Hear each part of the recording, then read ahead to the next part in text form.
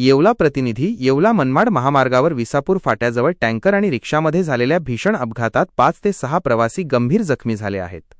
रिक्षातील सर्व प्रवासी येवला शहरातील गांधीनगर भागातील रहिवासी असून ते मनमाडच्या दिशेने जात असताना हा अपघात घडला। अपघातानंतर टँकर चालक फरार झाला आहे। विसापूर फाट्याजवळ काळाचा घाला।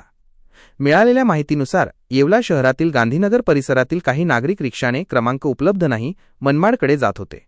विसापूर फाट्याजवळ समोरून येणाऱ्या एका भरधाव टँकरने रिक्षाला जोरदार धडक दिली। ही धडक इतकी भीषण होती की रिक्षाचा मोठ्या प्रमाणावर चक्काचूर झाला आहे। स्थानिकांच्या मदतीने बचाव कार्य।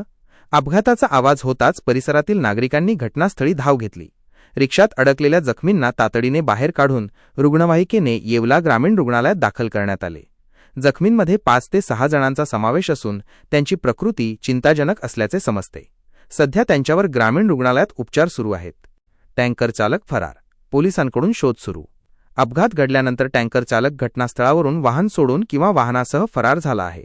घटनेची माहिती मिळताच पोलिसांनी घटनास्थळी धाव घेत वाहतूक कोंडी सुरळीत केली।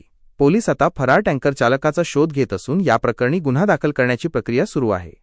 गांधीनगर परिसरात हळहळ।